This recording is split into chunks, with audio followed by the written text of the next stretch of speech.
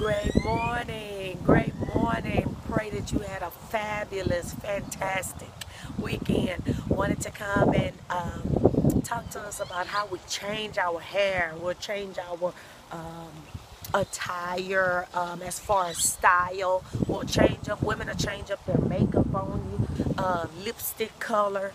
But we change things.